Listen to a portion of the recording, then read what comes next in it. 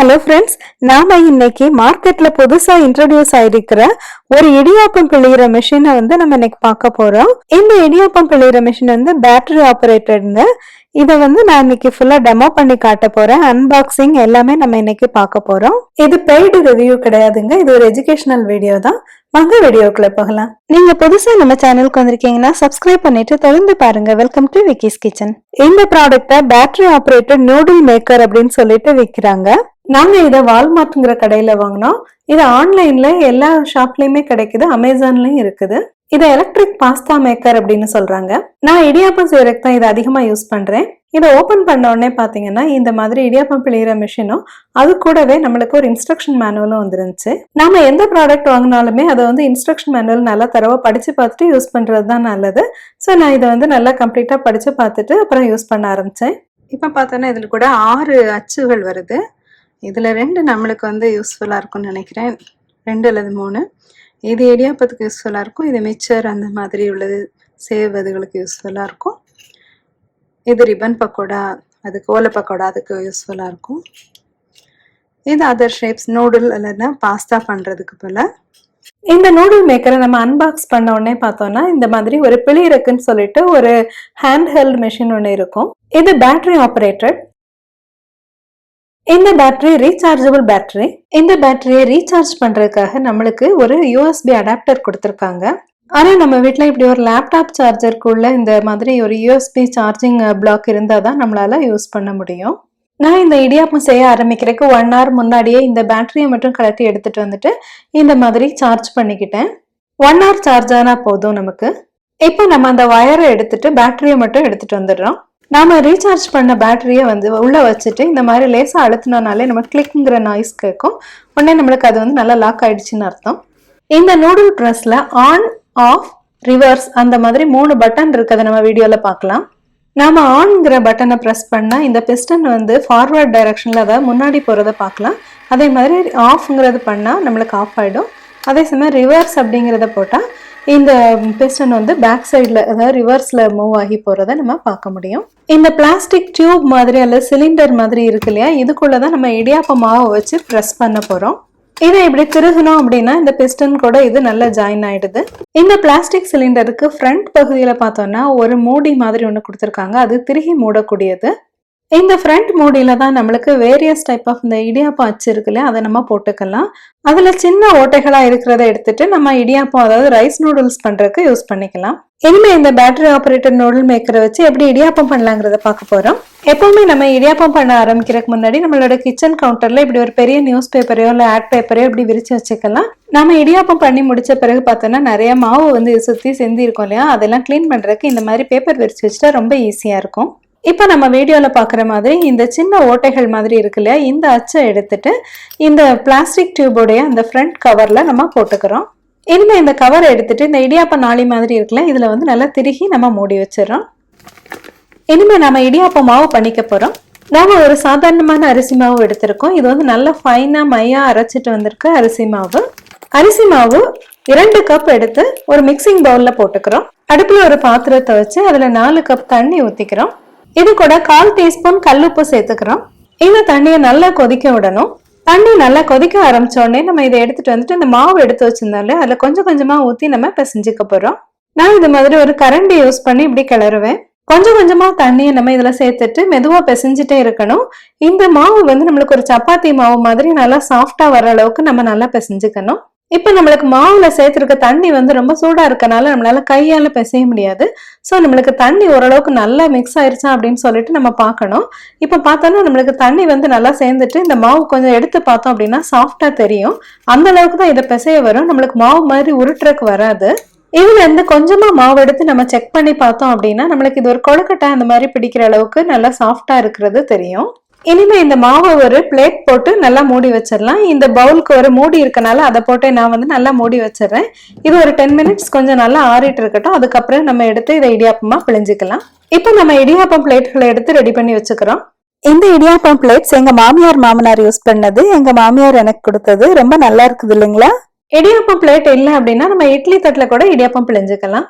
இந்த இடியாப்பம் பிளேட்கள் மேல நம்ம கையாலேயோ இல்லைன்னா ஒரு பிரஷ்ஷாலேயோ இந்த மாதிரி கொஞ்சமா எண்ணெய் தடவி வச்சுக்கலாம். இப்படி எண்ணெய் தடவி வச்சோம் அப்படின்னா நம்மளுக்கு இடியாப்பம் எடுக்கிறதுக்கு ரொம்ப ஈஸியா இருக்கும். நம்ம இட்லி எல்லாம் வேக வைப்போம்ல, அந்த இட்லி பாத்திரத்துல ஒரு 2 இன்ச் அளவு தண்ணி இருக்கிற அளவுக்கு நம்ம ஊத்திக்கிறோம். இதுல நான் வந்து ஒரு 6 கப் அளவு தண்ணி ஊத்திருக்கேன். இது கொதிக்க ஆரம்பிக்கிறக்குள்ளே நம்ம இடியாப்பத்தை பிழிஞ்சு எடுத்துட்டு வந்துடலாம்.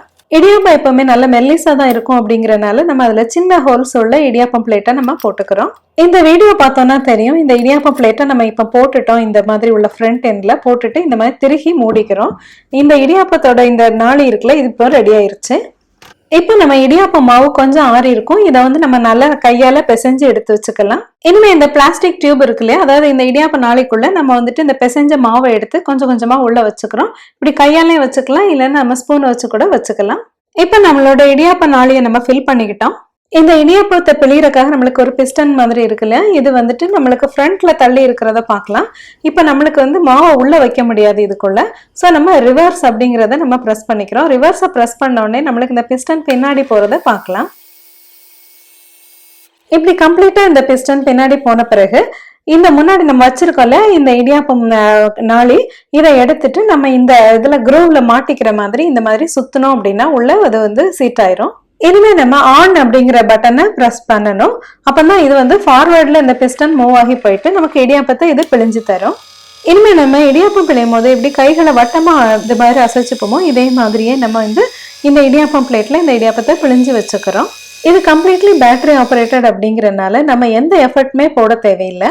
நாம அழுத்தி பிழியணும் அப்படிங்கிற எந்த அவசியமே இல்லைங்க. நம்ம இந்த மாதிரி கையை இந்த மாதிரி வட்டமா அசைச்சாலே போதும், நம்மளுக்கு இடியாப்பம் வந்து ரொம்ப அழகா வந்துடும். இதுல இப்போ நம்ம இந்த வீடியோவில் பார்த்தோம்னா எவ்வளோ அழகாக இந்த இடியாப்பம் வருது அப்படின்னு தெரியும். இந்த மாதிரி நம்ம லேசாக இப்படி கையால் கைட் பண்ணால் போதும், அழகாக நம்மளுக்கு இடியாப்பம் வந்துடும். இப்படி இந்த 4 தட்டுகள்லையுமே இந்த இடியாப்பத்தை நம்ம பிழிஞ்சு வச்சுக்கிட்டோம். இனிமேல் வந்து நம்ம அந்த இட்லி அவிப்போம் இல்லையா, அது மாதிரி அந்த இட்லி பானையில் வச்சு வேக வச்சுக்க வேண்டியதுதான். தண்ணி நல்லா கொதிக்க ஆரம்பிச்சோடனே நம்ம அதுக்குள்ளே இந்த இடியாப்பம் தட்டுகளை வச்சுக்கிறோம். என்கிட்ட செப்பரேட்டா இட்லி பானை அந்த மாதிரின்னு கிடையாது. ஆனா நான் அதுக்கு பதிலாக ஒரு உயரமான ஒரு பாத்திரத்தை எடுத்துட்டு அதுல நான் தண்ணி ஊத்திட்டு இது மேல ஒரு மூடி போட்டு வேக வச்சுக்கிறேன். அதுவே எனக்கு ரொம்ப நல்லாவே இட்லி வந்துடும். நல்லா ஸ்டீம் வர ஆரம்பிச்ச உடனே ஒரு மூடி போட்டுட்டு ஒரு 10 மினிட்ஸ் கழிச்சு நம்ம இந்த இடியாப்பத்தை ஆஃப் பண்ணிடலாம். 10 நிமிஷம் கழிச்சு நம்ம மூடியை திறந்து பார்த்தோம் அப்படின்னா இடியாப்பம் நம்மளுக்கு ரொம்ப நல்லா வெந்து பூ போல இருக்கும். இந்த இடியாப்பம் மேக்கர் டெமோ உங்களுக்கு ரொம்ப பிடிச்சிருக்கும் அப்படின்னு நினைக்கிறேன். இதுதான் பேசிக்கான அரிசி மாவு உள்ள இடியாப்பத்துக்குள்ள ரெசிபி. இந்த இடியாப்பம் நம்ம வீட்டிலே பண்றதுனால ரொம்ப சாஃப்டா நல்ல ஹைஜீனிக்கா ரொம்ப அருமையா இருக்கும். நாம 2 கப் அரிசி மாவு யூஸ் பண்ணியிருந்தோம்ல, அதுக்கு 6 பெரிய சைஸ் இடியாப்பங்கள் வரும். இடியாப்பத்தை வேக வச்சு எடுத்த உடனே ஒரு ஹாட் பாக்ஸ்குள்ளேயோ இல்லைன்னா ஒரு மூடி போட்ட பாத்திரத்துல எடுத்து வச்சுக்கணும். அப்பதான் அது ட்ரை ஆயிடாம நல்லா சாஃப்டாவே மெயின்டைன் ஆகும். இந்த பேட்டரி ஆப்ரேட்டட் இடியாப்ப மேக்கர் தான் இல்லை, நம்ம வந்து எந்த இடியாப்ப நாளி வச்சு வேணாலும் இந்த இடியாப்பத்தை ரொம்ப ஈஸியா நல்லா பண்ணிக்கலாம். இதுல வந்து நம்ம மாவு பண்ற பக்கம் இருக்கு இல்லையா, அதுதான் ரொம்ப இம்பார்ட்டன்ட். மாவு வந்து நல்லா சாஃப்டா உள்ள சப்பாத்தி மாவு பதத்துக்கு நம்ம பண்ணிக்கிட்டோம் அப்படின்னா நம்ம எந்த இடியாப்பம் நாளி வச்சு வேணாலும் நம்ம ஈஸியா நம்ம பிழிஞ்சுக்கலாம். இப்போ நான் வந்து வீடியோல காட்டிட்டு இருக்கேன்ல, இந்த இடியாப்ப நாளி வந்து நான் ரொம்ப வருஷங்கள் முன்னாடி வாங்கினது. இந்த இடியாப்ப நாளி ரொம்ப ஈஸியா நம்மளுக்கு பிளாட்ஃபார்ம் கடையில கூட கிடைக்கும். இந்த இடியாப்ப நாளில கூட இந்த அரிசி மாவு வந்துட்டு நல்லா சாஃப்டா அழகா வர்றத பார்க்கலாம். நீங்க இந்த நாளை வச்சு நம்ம இடியாப்பம் பிழிகிறது கொஞ்சம் நம்மளுக்கு பிசிக்கல் எஃபர்ட் தேவைப்படும். ஆனா இப்பெல்லாம் நான் வந்து இந்த மாதிரி ஒரு ஸ்க்ரூ டைப் இடியாப்ப நாளி தான் யூஸ் பண்றேன். இது வந்து ரொம்ப யூஸ்ஃபுல்லா இருக்குதுங்க. இந்த ஸ்க்ரூ டைப் இடியாப்ப நாளில பார்த்தோம்னா நம்மளுக்கு 3 விதமான இடியாப்பம் வச்சு கொடுத்துருக்காங்க. ஒன்று ரொம்ப ஃபைனா இருக்கும், ஒன்று வந்துட்டு ஒரு மீடியம் ஃபைனா இருக்கும், ஒன்று வந்து கொஞ்சம் பெரிய சைஸ்ல இருக்கும். கொஞ்சம் பெரிய சைஸ்ல இருக்கிறது நம்மளுக்கு ஓமப்பொடி அந்த மாதிரி பிழிஞ்சுக்கிறதுக்கு வசதியா இருக்கும். அதே சமயம் இந்த மீடியம் சைஸ் இருக்குல்ல, இதுதான் நம்மளுக்கு இடியாப்பத்துக்கு ரொம்ப நல்லா இருக்கு. ரொம்ப ஃபைனா இருக்கிறது வந்துட்டு எனக்கு அவ்வளோ செட் ஆகல. இந்த பேட்டரி ஆப்ரேட்டட் இடியாப்ப மேக்கர் வந்துட்டு நம்மளுக்கு ரொம்ப ஃபேன்சியா இருந்தாலும் கூட இந்த ஸ்க்ரூ மாதிரி இருக்குல்ல, இந்த இடியாப்ப மேக்கர் தான் நம்மளுக்கு ரொம்ப ப்ராக்டிக்கலா ஈஸியா இருக்கு. ஏன்னா நம்ம எதுவுமே சார்ஜ் பண்ணிக்கணும் அந்த மாதிரி எந்த அவசியமும் இல்லை. அதே சமயம் பிசிக்கல் எஃபர்ட்டும் இதுல ரொம்ப கம்மியா தான் இருக்கு. ஆனா பேட்டரி ஆப்ரேட்டட் ஒன்ல வந்து நம்மளுக்கு வந்து ரொம்ப ஈஸியா இருக்குது. ஸோ யாருக்காவது வந்து கையில் வந்து இந்த பிழியறதுக்கு ரொம்ப வந்து எஃபர்ட் போட முடியல அப்படிங்கிறவங்க மட்டும் அந்த மாதிரி பேட்டரி ஆப்ரேட்டட் இடியாப்ப மேக்கர் வாங்கிக்கலாம். மற்றபடி உள்ளவங்களுக்கு வந்து இந்த ஸ்க்ரூ டைப் இருக்குல்ல, இந்த வீடியோவில் பார்க்குறது இது ரொம்ப யூஸ்ஃபுல்லாக இருக்குது. நான் எங்கள் வெக்கேஷனுக்கு இந்தியா போயிருக்கும் போதெல்லாம் பார்த்தா இடியாப்பம்லாம் பொதுவாக யாரும் பண்ணுறதில்ல. இடியாப்பம் வந்து ஈஸியாக நம்மளுக்கு கடையிலேயே விற்கிது. அதே சமயம் அந்த சைக்கிள்லாம் கொண்டு வராங்களா, அது ரொம்ப கன்வீனியண்ட்டாக இருக்குது. ஆனா இடியாப்பம் பண்றதுங்கிறது ரொம்ப ஈஸியான விஷயம் தாங்க. இந்த பாத்தீங்கன்னா இந்த மாவு வந்து எவ்வளவு சிம்பிளா நம்ம பிசைஞ்சிட்டோம் அப்படிங்கிறது தெரியும். அதே சமயம் இந்த மாதிரி நம்ம சிம்பிளா பிழிஞ்சு எடுத்துக்கலாம். இடியாப்பம் பண்றதுக்கும் அப்புறம் அந்த பண்ணி முடிச்ச பிறகு அது எல்லாத்தையும் கிளீன் பண்றதுக்கும் நம்மளுக்கு டைம் இல்லை அப்படின்னு ஃபீல் பண்றவங்க மட்டும் இடியாப்பம் வாங்கிக்கலாம். அது ரொம்ப நல்ல விஷயம் தான். பட் ஸ்டில் நம்மளுக்கு இடியாப்பம் வந்து நம்ம வீட்டிலேயே பண்ணோம் அப்படின்னா நம்மளுக்கு இது ரொம்ப எக்கனாமிக்கலா இருக்கும். லேசா வெது வெதுப்பா 1 கப் தண்ணி எடுத்துட்டு அதுல 3 டீஸ்பூன் தேங்காய் பால் பவுடர் போட்டோம்னா நம்மளுக்கு தேங்காய் பால் நல்லா கிடைச்சிடும். இடியாப்பத்து கூட தேங்காய் பூ, தேங்காய் பால், அப்புறம் சுகர் இதெல்லாம் சேர்த்து சாப்பிட்டா ரொம்ப டேஸ்டியா இருக்கும். ஸோ இப்போ நம்மளோட தேங்காய் பால் ரெடி ஆயிருச்சு, இடியாப்பம் எல்லாம் ரெடி ஆயிருச்சு. தேங்காய் பூ, நாட்டு சக்கரை எல்லாம் வச்சுட்டு நம்ம இடியாப்பம் என்ஜாய் பண்ணலாமா? வாங்க சாப்பிடலாம். என்ன ஃப்ரெண்ட்ஸ், எப்படி 3 விதமான இடியாப்ப நாளிகளை வச்சு இடியாப்பம் பண்றதுங்கிறத பார்த்தோமா? நம்ம வீட்ல எந்த இடியாப்ப நாளிலாம் யூஸ் பண்றோம் அப்படிங்கிறத நீங்க கமெண்ட்ஸ்ல சொல்லுங்க. உங்களுக்கு இதுல எந்த மெத்தட் ரொம்ப பிடிச்சிருச்சுங்கிறதையும் சொல்லுங்க. மறுபடியும் இது மாதிரி ஒரு இன்ட்ரெஸ்டிங்கான வீடியோட உங்களை சந்திக்கிறேன். Until then, take care. See you.